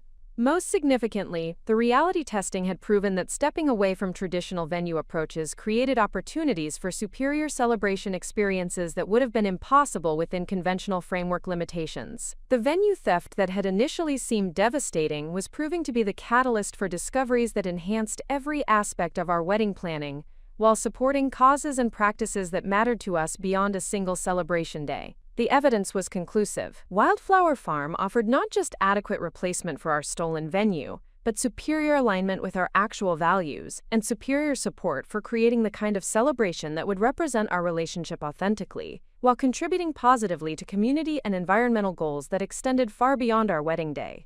The confrontation with Melissa came 3 days after we had signed our contract with Willowbrook Farm, timed deliberately to ensure our alternative arrangements were secured before engaging in what would certainly prove to be an emotionally charged conversation. I had requested the meeting through a formal text message that avoided accusations while clearly stating the purpose: to discuss the venue situation and establish boundaries for future family interactions. Melissa arrived at the coffee shop 15 minutes late, her designer handbag and carefully styled appearance suggesting she had treated this meeting as another social appointment rather than acknowledging the seriousness of the conversation ahead. Her immediate approach revealed the defensive positioning she had prepared to justify her actions, while minimizing their impact on my wedding planning process. Sophia, I hope you understand that the venue situation was never personal against you. Ryan's family had very specific expectations about our wedding location, and when Willowbrook Gardens became available through some cancellation mix-up, we had to act quickly to secure the booking. I assumed you would be flexible about finding alternative arrangements given your more casual approach to wedding planning. Her explanation demonstrated sophisticated manipulation techniques that reframed theft as reasonable accommodation while positioning my preferences as less legitimate than her social obligations. The reference to cancellation mix-up deliberately obscured her mother's deceptive coordination with my wedding planner, while characterizing my planning approach as casual implied that my venue choice had been less thoughtful or important than her own. The conversation continued with Melissa expressing surprise that I had not appreciated her offer to assist with finding alternative venues, suggesting that my negative reaction demonstrated unrealistic expectations about family support and wedding planning flexibility. Her tone conveyed wounded innocence rather than acknowledgement of wrongdoing, creating a narrative where she was the injured party responding to my unreasonable demands. I thought we could work together to find you something even better than Willowbrook Gardens, but instead you shut down communication and made this whole situation much more difficult than it needed to be. Ryan's family noticed the family tension at our engagement party, and it created unnecessary drama during what should have been a celebration. This response revealed the extent to which Melissa had convinced herself that her actions were justified and that any conflict resulted from my failure to accommodate her needs gracefully. Her reference to creating particularly demonstrated her expectation that I should have accepted the venue theft quietly to avoid disrupting her celebration timeline. My response required careful balance between addressing her specific justifications while establishing clear boundaries about acceptable behavior in family relationships. The goal was not to convince her that her actions had been wrong, since her defensive positioning indicated that acknowledgement was unlikely, but rather to communicate that such manipulation would not be tolerated in future interactions. Melissa, you and your mother coordinated with my wedding planner to transfer my venue reservation without my knowledge or consent. This was not a canceled booking that happened to become available. This was my confirmed reservation that you obtained through deception. The impact on my planning timeline and emotional well-being was significant, regardless of your intentions or family pressures. Her reaction to this direct statement revealed the depth of her investment in maintaining her victimization narrative, rather than acknowledging responsibility for harmful actions. Her voice escalated in both volume and emotional intensity as she defended her position while attacking my character and relationship choices. You are being completely unreasonable about this situation. Everyone in the family knows that Ryan and I needed that venue more than you and David, because of the social expectations we have to meet. Your relationship is more casual, and you have always been more flexible about these kinds of arrangements. I cannot believe you are making this into such a huge issue when we offered to help you find something more appropriate for your budget and style.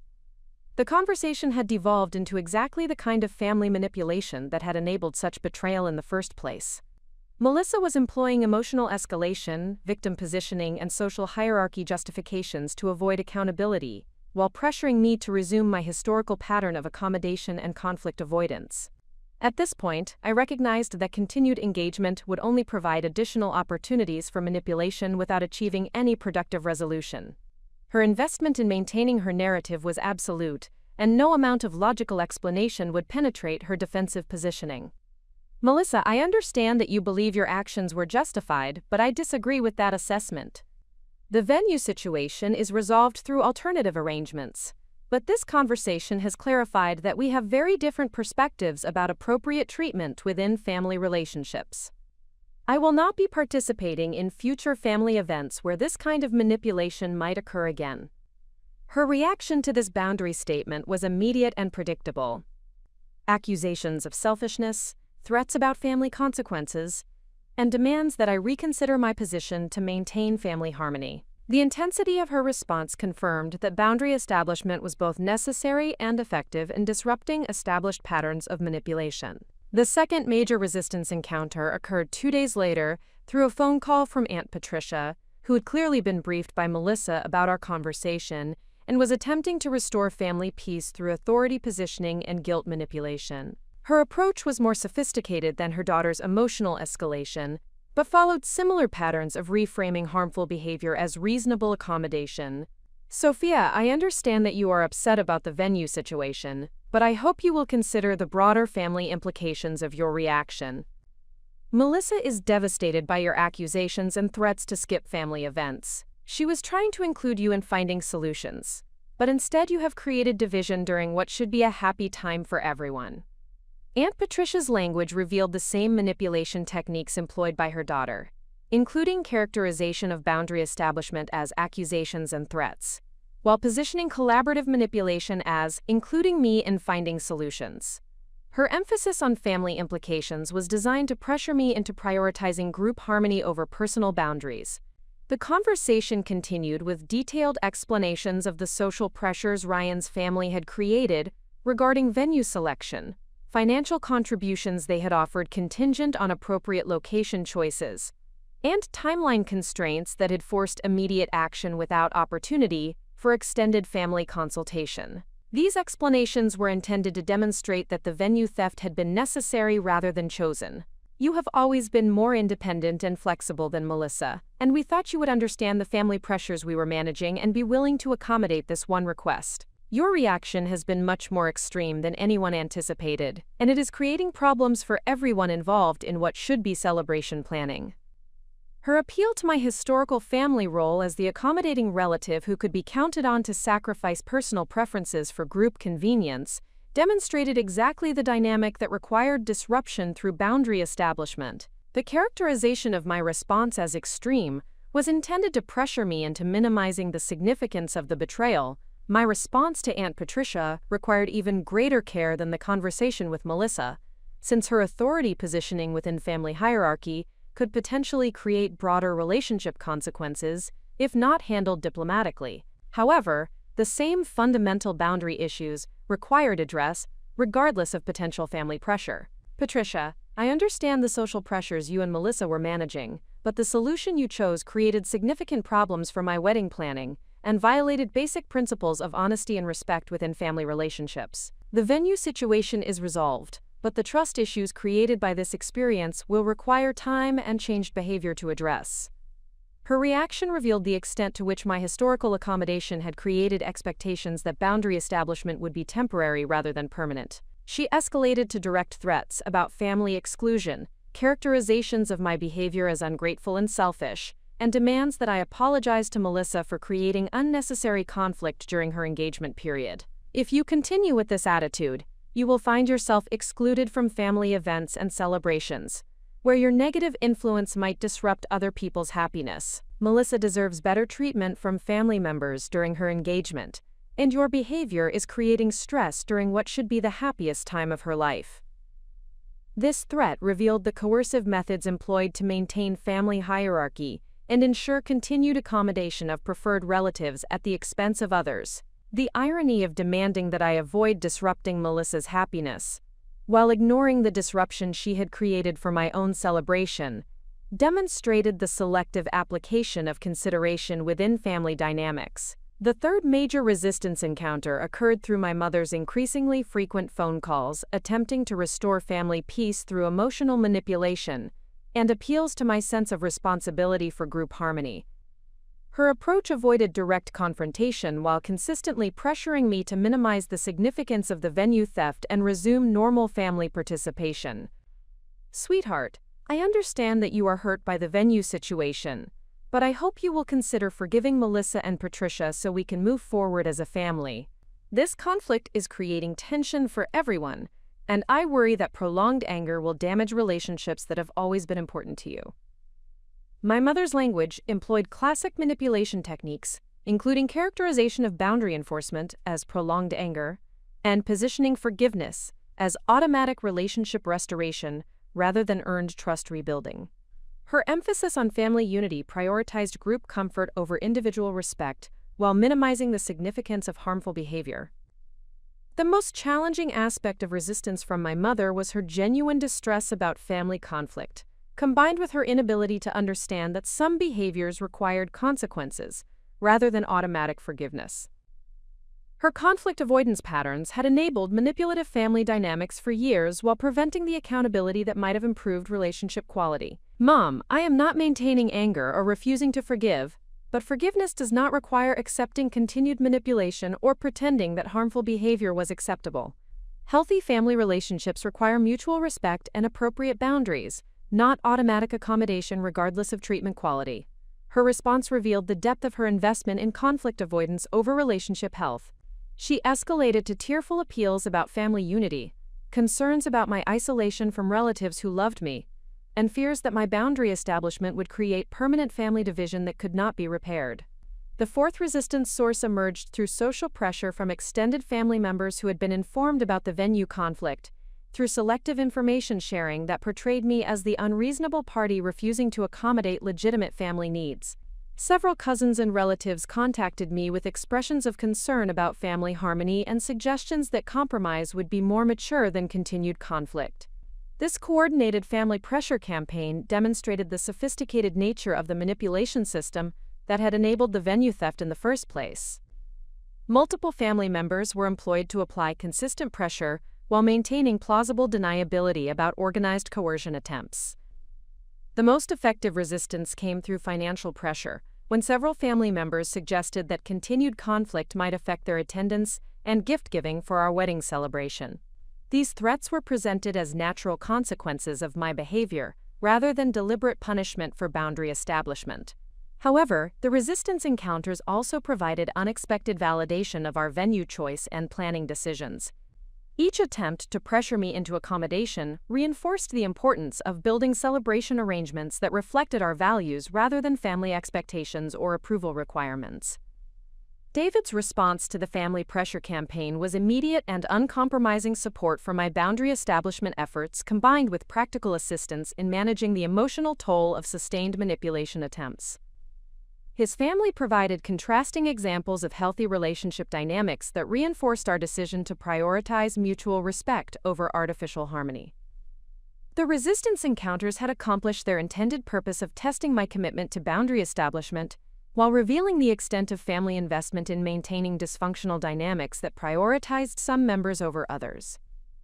Each manipulation attempt had strengthened my resolve while providing evidence that accommodation would only enable continued harmful behavior. By the conclusion of this resistance phase, the family pressure campaign had inadvertently demonstrated that our venue choice and boundary establishment decisions were appropriate responses to relationship dynamics that could not be maintained without sacrificing personal dignity and authentic self-expression. The venue theft had revealed family patterns that required disruption rather than accommodation, regardless of social pressure or guilt manipulation. The unexpected phone call from Dr. Elena Vasquez came on a Thursday evening when David and I were reviewing vendor contracts for our wildflower farm celebration. I recognized her name immediately from my graduate school program, where she had taught organizational psychology and conflict resolution, though I had not spoken with her since completing my degree 3 years earlier. Sophia, I heard through the academic network that you have been navigating some complex family dynamics during your wedding planning process. I know we have not maintained regular contact, but I wanted to reach out because your situation resonates with research I have been conducting on family systems and boundary establishment during life transitions. Her professional perspective on family manipulation patterns provided immediate validation for the boundary establishment strategies I had been implementing, while her academic research offered frameworks for understanding the psychological dynamics that had enabled such systematic betrayal within family structures. Dr. Vasquez explained that wedding planning often triggers intensified family dysfunction because major life transitions threaten established relationship hierarchies and expose underlying power imbalances that have been maintained through accommodation and conflict avoidance. Her research had documented recurring patterns where family members who held preferential status would escalate manipulative behaviors when that privilege was challenged. The venue theft you experienced represents a particularly sophisticated form of family manipulation because it combined financial impact with emotional significance while employing institutional deception to avoid direct confrontation. This type of coordinated manipulation typically occurs when family systems have developed around enabling one member's entitlement at the expense of others. Her analysis provided academic context that explained not only what had happened but why such behavior had been possible within our family dynamics. The systematic nature of the manipulation indicated long-established patterns rather than isolated incidents, suggesting that intervention was necessary to prevent continued exploitation. Dr. Vasquez offered to meet in person to discuss strategies for maintaining healthy boundaries while managing the ongoing family pressure campaign that had intensified since my confrontations with Melissa and Aunt Patricia. Her expertise in organizational psychology provided insights that applied directly to family systems, where similar power dynamics and communication patterns created dysfunction. Our meeting took place at her university office the following Saturday morning, surrounded by research materials documenting family manipulation patterns and intervention strategies that had proven effective in establishing healthier relationship dynamics. Her academic approach provided objective frameworks for evaluating family behavior without the emotional complications that made self-analysis difficult. The key to successful boundary establishment in dysfunctional family systems is understanding that resistance will escalate before it diminishes. Family members who benefit from existing manipulation patterns will intensify pressure when those patterns are threatened. Your experience with coordinated guilt campaigns and social isolation threats represents predictable responses to effective boundary enforcement. This perspective reframed the family pressure I had been experiencing as evidence of successful intervention rather than indication that my approach was creating unnecessary conflict. Dr. Vasquez explained that healthy family systems would respond to boundary requests with negotiation and respect, while dysfunctional systems would escalate manipulation attempts to restore previous control dynamics. Her research had identified specific strategies that proved most effective for individuals seeking to establish healthier relationships within manipulative family structures. These approaches balanced firm boundary maintenance with diplomatic communication that avoided unnecessary escalation while refusing to accommodate harmful behavior. The most successful boundary establishment occurs when individuals maintain consistency between stated values and actual behavior, while refusing to engage with manipulation attempts through emotional escalation or defensive justification. Your response to family pressure should reflect your commitment to mutual respect rather than reaction to their specific tactics. Dr. Vasquez provided specific communication frameworks that could help me navigate future family interactions without compromising my established boundaries or engaging in unproductive conflict patterns. These approaches emphasized clear statement of expectations combined with natural consequences for boundary violations. She also introduced me to the concept of values-based decision-making as a framework for evaluating family relationship choices. Rather than responding to immediate pressure or guilt manipulation, decisions should reflect long-term commitment to relationship dynamics that supported mutual respect and authentic connection. Your wedding planning crisis has created an opportunity to establish relationship patterns that will influence family dynamics for decades. The boundaries you set now will determine whether future major life events become opportunities for manipulation or celebrations of genuine family support. This long-term perspective helped me understand that the current family conflict represented investment in healthier future relationships, rather than temporary disruption that should be minimized for immediate peace. The discomfort of boundary establishment was creating foundation for authentic family connections that could sustain meaningful relationships over time. Dr. Vasquez also connected me with Rebecca Martinez, a clinical social worker who specialized in family therapy and had extensive experience helping individuals navigate relationship transitions while maintaining emotional health. Rebecca's practical approach complemented Dr. Vasquez's academic framework by providing specific tools for managing the emotional impact of family manipulation. Rebecca's office provided a comfortable environment for discussing the guilt, anxiety, and self-doubt that had emerged through the family pressure campaign, despite my intellectual understanding that boundary establishment was appropriate and necessary. Her therapeutic approach normalized these emotional responses while providing strategies for maintaining clarity about relationship priorities. Family manipulation is particularly effective because it exploits emotional bonds and social conditioning that prioritize group harmony over individual well-being. The guilt you are experiencing reflects healthy family attachment combined with learned patterns that equate accommodation with love. Separating genuine care from manipulation requires practice and support. Her explanation helped me understand why family pressure felt so emotionally intense despite my intellectual confidence that my boundaries were appropriate. The manipulation techniques employed by my relatives were specifically designed to trigger emotional responses that would override logical decision-making processes. Rebecca provided specific exercises for maintaining emotional clarity during family interactions, including preparation strategies for anticipated manipulation attempts and recovery techniques for managing emotional exhaustion after difficult conversations. These practical tools complemented the theoretical frameworks provided by Dr. Vasquez.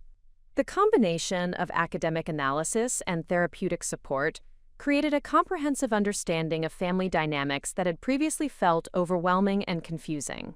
Professional perspective provided validation for my experiences, while offering concrete strategies for managing ongoing challenges without sacrificing my emotional health.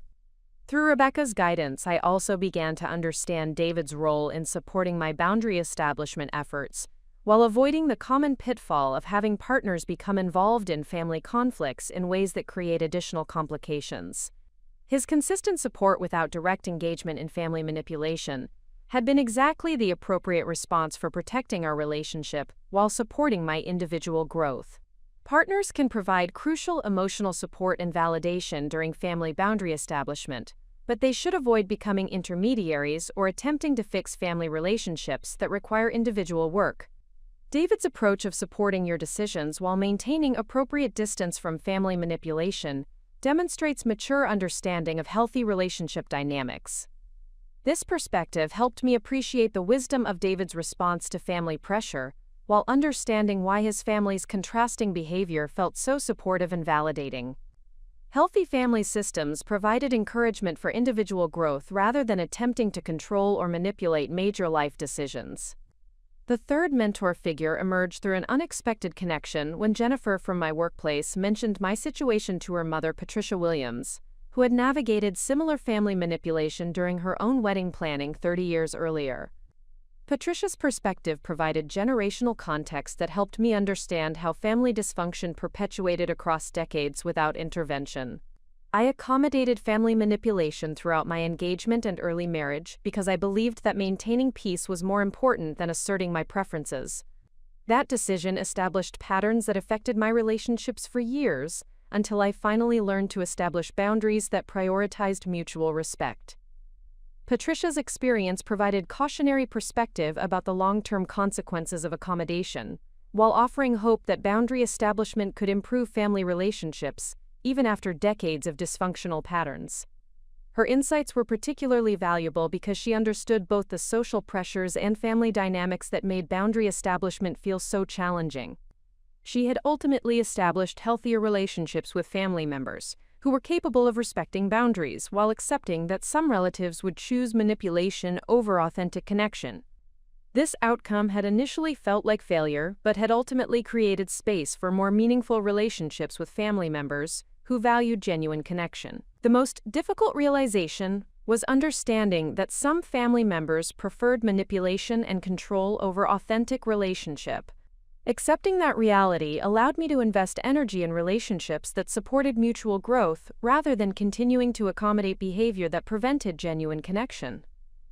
Patricia's long-term perspective helped me understand that the current family crisis might ultimately strengthen relationships with family members who were capable of growth, while revealing those who were committed to maintaining dysfunctional patterns regardless of consequences. Her experience also provided practical insights about managing wedding planning decisions within family pressure campaigns, including strategies for maintaining focus on personal values, while avoiding unnecessary conflict that distracted from celebration preparation. These approaches had allowed her to create meaningful celebrations despite family manipulation attempts. The mentorship relationships that had developed provided different but complementary perspectives on family boundary establishment, while offering ongoing support throughout the challenging process of maintaining healthy relationship standards. Each mentor contributed unique insights based on their professional expertise or personal experience with similar challenges.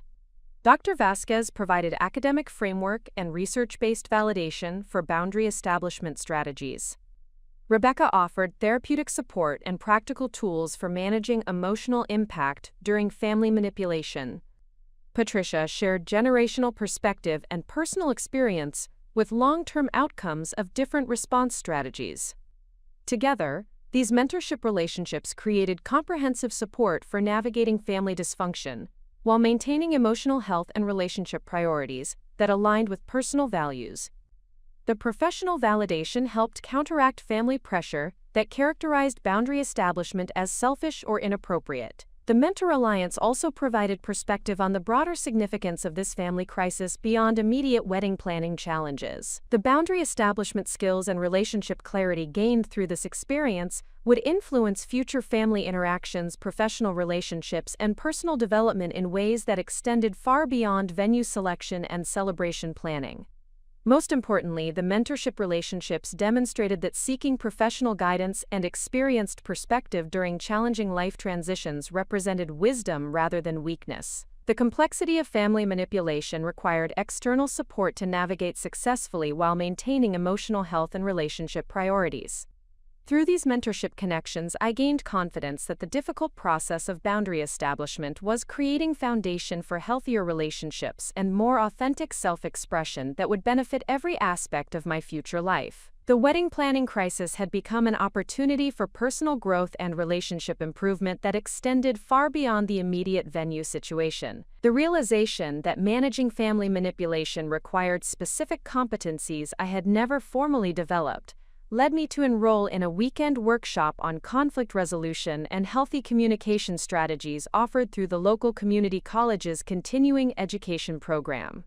Dr. Vasquez had recommended this intensive training as essential preparation for the long-term boundary maintenance that would be necessary to sustain healthier family relationships. The workshop, led by certified mediator Michael Thompson, brought together 24 participants who were navigating various relationship challenges ranging from workplace disputes, to family conflicts, to community organization disagreements. The diversity of situations provided valuable perspective on communication patterns and resolution strategies that applied across different contexts, while highlighting universal principles of respectful interaction. The first day focused on identifying communication patterns that escalate conflict versus those that promote understanding and collaborative problem solving.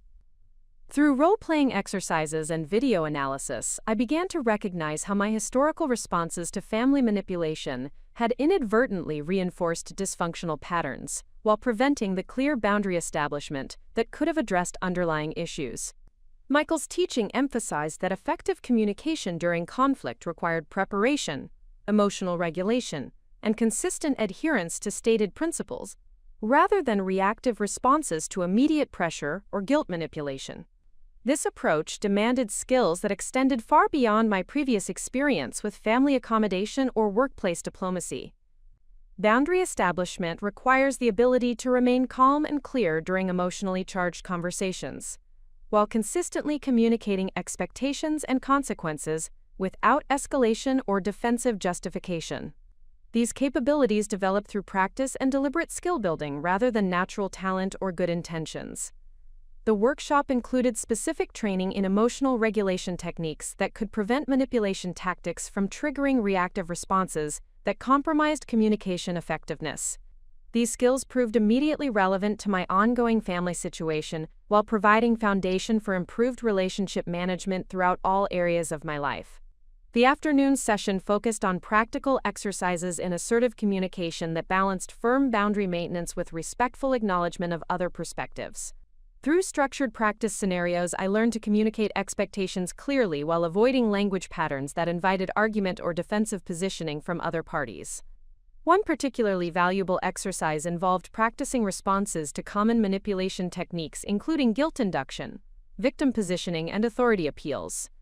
By rehearsing appropriate responses in controlled environments, I developed confidence in maintaining my position during actual family interactions, without being drawn into unproductive emotional escalation. The second day of the workshop addressed long-term relationship management strategies that sustain boundary establishment over time, while remaining open to genuine relationship improvement when other parties demonstrated authentic change efforts. This balance required ongoing assessment and adjustment rather than rigid positioning that prevented relationship evolution. Michael emphasized that successful boundary establishment created space for improved relationships with individuals who were willing to respect new interaction patterns, while naturally creating distance from those who remained committed to manipulative approaches. This outcome represented relationship improvement rather than family destruction, despite initial resistance from family members who preferred previous dynamics. The workshop concluded with development of personal action plans that translated general principles into specific strategies for individual situations.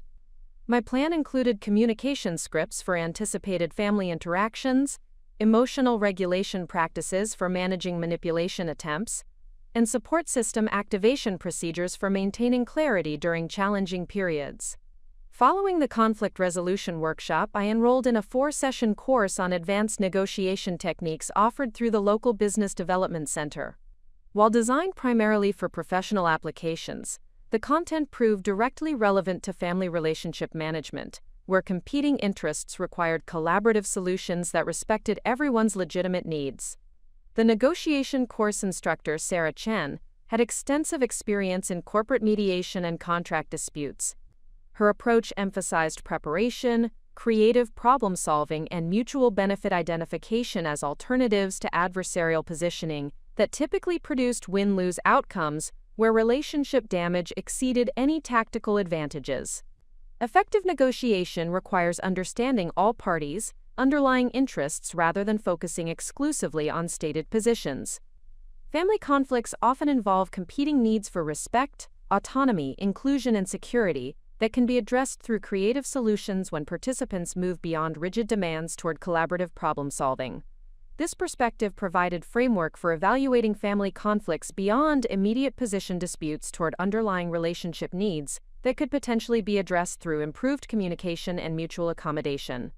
However, such collaboration required willingness from all parties to engage authentically rather than continuing manipulative approaches. The negotiation training included extensive practice with preparation techniques that involved researching other parties' interests, identifying potential areas of mutual benefit, and developing multiple solution options that could address various concerns simultaneously. This preparation approach proved valuable for family interactions, where emotional intensity often prevented clear thinking during actual conversations. One session focused specifically on managing power imbalances during negotiation, addressing situations where one party held advantages in resources, authority, or social positioning that could compromise fair resolution processes. The strategies learned proved directly applicable to family dynamics, where established hierarchies and preferential treatment created structural inequalities. Sarah's teaching emphasized that individuals in disadvantaged positions could improve negotiation outcomes through thorough preparation, clear communication of interests and limitations, and strategic use of natural consequences rather than threats or emotional appeals. These approaches required confidence and skill development, but could produce more sustainable agreements than accommodation or confrontational tactics. The practical exercises in negotiation preparation led me to develop comprehensive analyses of family relationship dynamics that identified specific interests, concerns, and potential solutions for various family members. This systematic approach revealed opportunities for mutual benefit that had been obscured by emotional reactivity and historical conflict patterns. Recognizing that my communication skills required additional development, I also enrolled in a public speaking course offered through Toastmasters International. While the primary focus involved presentation skills and leadership development, the program provided valuable experience in managing anxiety, organizing thoughts clearly, and maintaining composure during challenging interactions. The Toastmasters environment offered regular opportunities to practice clear communication under pressure, while receiving constructive feedback from experienced speakers who understood the challenges of public speaking and confident self-expression. The supportive community provided encouragement for skill development while maintaining high standards for communication effectiveness. Through prepared speeches and impromptu speaking exercises, I developed increased comfort with stating my position clearly and confidently without excessive justification or defensive positioning. These capabilities proved essential for family interactions, where manipulation tactics were designed to create uncertainty and self-doubt about reasonable boundary requests. The leadership development components of the Toastmasters program addressed skills that extended beyond communication into areas of personal influence, team building, and conflict management. These capabilities proved valuable for managing family dynamics, where leadership vacuum had allowed manipulative individuals to control group interactions through default rather than legitimate authority. One particularly valuable aspect of the Toastmasters experience involved learning to manage anxiety and emotional intensity while maintaining clear communication objectives.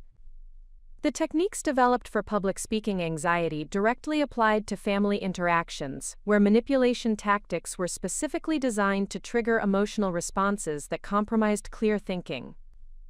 To address the emotional management aspects of family boundary establishment, I also began working with a personal coach who specialized in stress management and emotional regulation for high-achieving professionals navigating challenging relationship dynamics. Coach Jennifer Rodriguez provided individualized training and techniques that complemented the group-based learning from workshops and courses.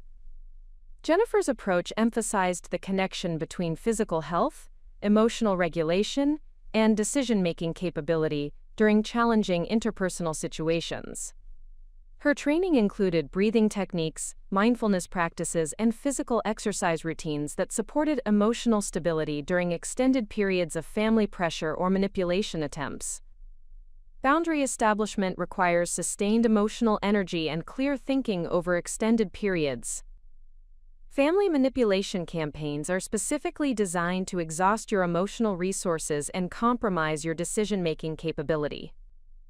Physical and emotional health practices provide the foundation for maintaining clarity and persistence throughout challenging relationship transitions. The coaching sessions included personalized strategies for managing the specific types of guilt manipulation, social pressure, and emotional escalation that characterized my family's response patterns.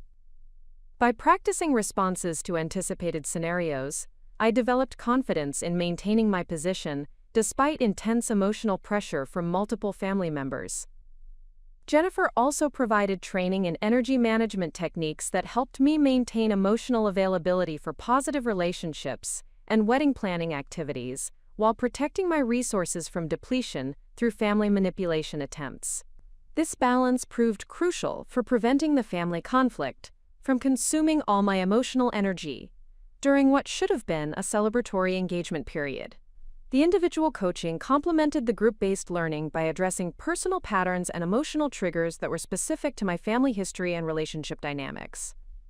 Jennifer helped me recognize how childhood experiences had shaped my accommodation patterns while developing alternative response strategies that reflected adult capability and relationship equality.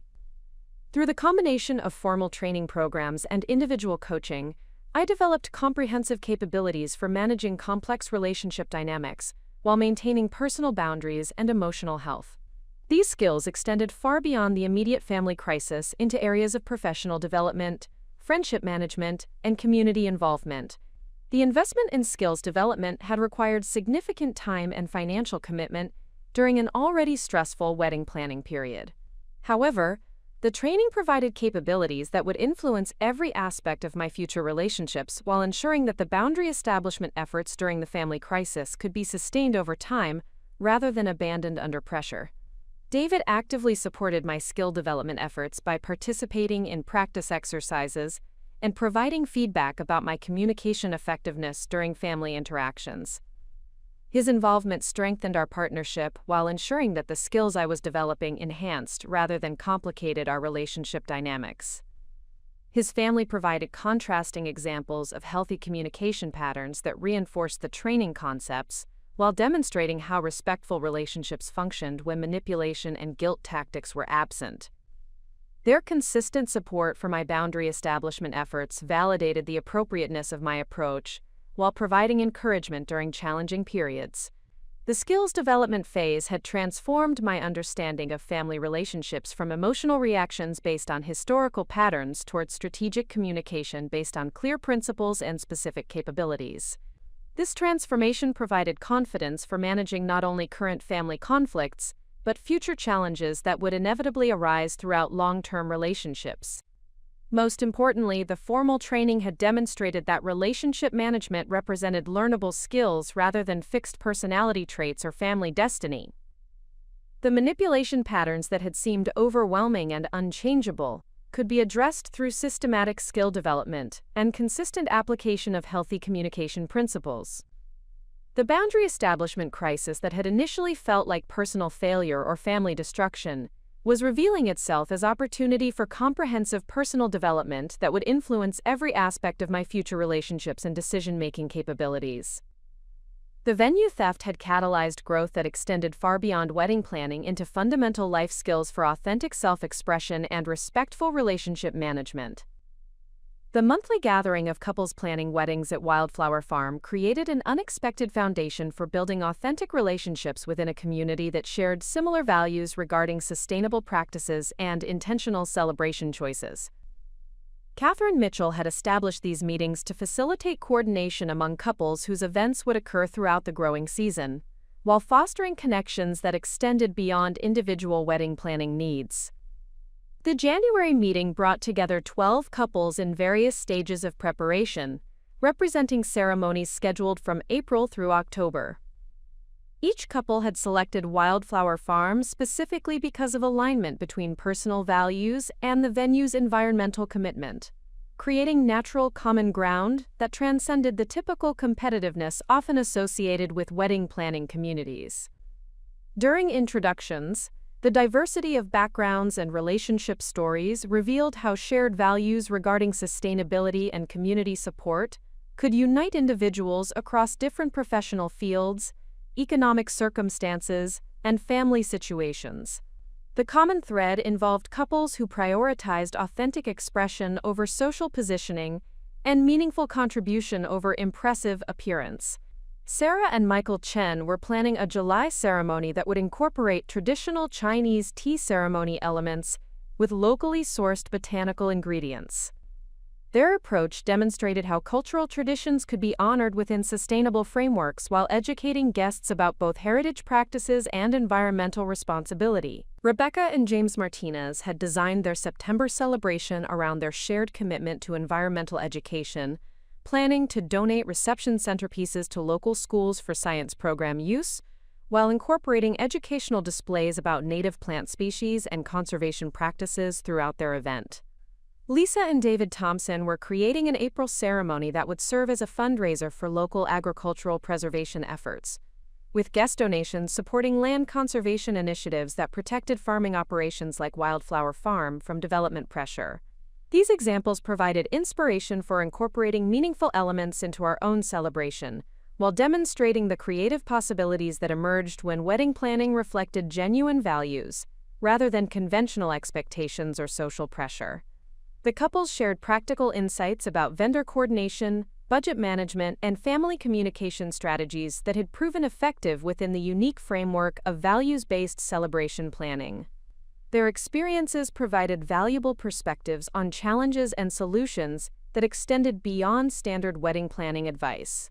The community meetings also facilitated coordination regarding vendor sharing, seasonal decoration exchange, and collaborative purchasing arrangements that reduced costs while supporting local businesses through consistent partnership relationships. These cooperative approaches reflected the venue's community-building philosophy while providing practical benefits for participating couples. Through regular attendance at these monthly gatherings, David and I developed genuine friendships with couples whose commitment to sustainable practices created ongoing connections that would extend beyond our respective wedding celebrations. The relationships formed through shared values proved more substantial than typical wedding planning networking that focused primarily on vendor recommendations and logistical coordination. The community integration process also involved participation in Wildflower Farm's volunteer programs that connected wedding couples with the agricultural operations that would supply ingredients for their celebrations. The monthly volunteer days provided hands-on experience with sustainable farming practices while building personal connections to the food production processes that would nourish our guests. The February volunteer session focused on greenhouse preparation for spring planting, involving soil preparation, seed starting, and irrigation system maintenance that would support the herbs and vegetables used in wedding catering throughout the growing season. The physical work provided satisfying contrast to the administrative aspects of wedding planning, while creating tangible contribution to our celebration's sustainability goals. Working alongside other wedding couples during these volunteer sessions created natural opportunities for deeper conversation about values, relationship goals, and community involvement that extended far beyond wedding planning topics. The shared physical activity and common purpose fostered authentic connections that would not have developed through casual social interactions. Robert and Catherine Mitchell participated actively in volunteer sessions, working alongside couples rather than supervising from distance. Their hands-on involvement demonstrated genuine commitment to community building while providing opportunities for informal mentorship about sustainable practices and intentional living that enriched the volunteer experience. The March volunteer session involved maple syrup production that would be incorporated into wedding desserts and favors throughout the spring celebration season. The process of sap collection, boiling, and bottling provided education about traditional agricultural practices while creating products that connected wedding celebrations to seasonal cycles and local traditions. David's enthusiasm for learning traditional food production methods was evident through his detailed questions about optimal tapping techniques, syrup quality assessment, and historical significance of maple production in regional agricultural practices. His genuine interest in sustainable food systems aligned perfectly with the venue's educational mission, while deepening his personal connection to our celebration planning.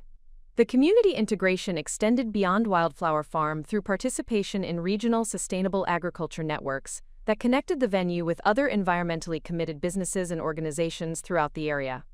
These broader connections provided opportunities for wedding couples to engage with community initiatives that supported their values while building relationships with like-minded individuals and families. The monthly farmers market in downtown Millbrook became a regular destination where we encountered other Wildflower Farm couples while supporting local producers whose products would contribute to our wedding celebrations. These market visits provided opportunities to meet the farmers, artisans, and entrepreneurs whose work aligned with our values, while building appreciation for the regional food system that would nourish our guests. The market environment also created natural opportunities for community education as vendors shared information about growing practices, seasonal availability, and environmental benefits of local food production. These conversations enhanced our understanding of sustainable agriculture while providing content for incorporating educational elements into our wedding celebration. Through market connections, we discovered opportunities for incorporating locally produced wine, artisanal cheeses, and craft beverages into our reception planning while supporting businesses whose practices aligned with our environmental commitments. These vendor relationships provided superior products while ensuring that our celebration expenditures supported community businesses that shared our values. The integration process also involved participation in environmental advocacy initiatives that connected wedding planning activities with broader sustainability efforts within the regional community. Wildflower Farm maintained partnerships with conservation organizations that provided opportunities for couples to contribute to environmental protection efforts that extended beyond their individual celebrations. The April Earth Day Festival provided opportunities for wedding couples to volunteer with environmental education displays, while building relationships with community members who shared commitments to conservation and sustainable living practices.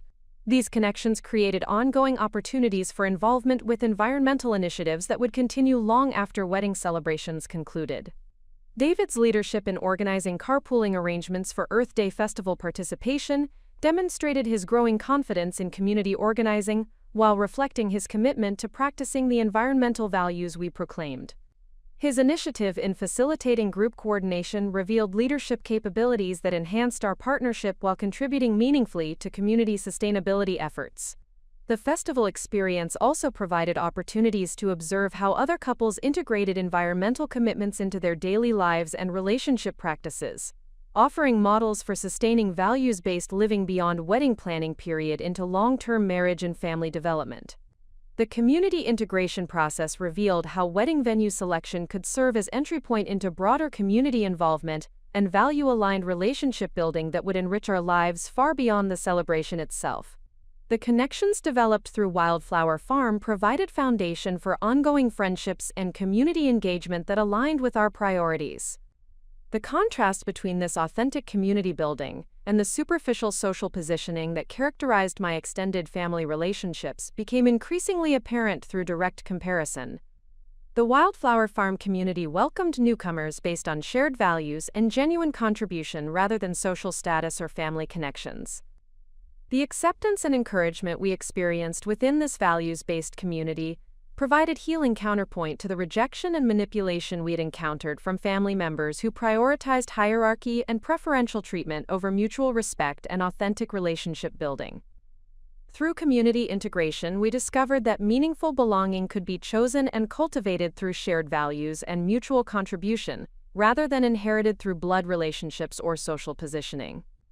The community we were building through intentional choice provided more substantial support than family relationships based on obligation and tradition. The skills developed through community participation also enhanced our capability for contributing meaningfully to group efforts, while building collaborative relationships that supported everyone's success rather than competing for limited resources or recognition. These capabilities would prove valuable for future community involvement and professional collaboration opportunities. The integration process also provided perspective on wedding celebration as community event rather than purely personal milestone, emphasizing how individual celebrations could contribute to broader community building and values promotion while creating meaningful experiences for all participants.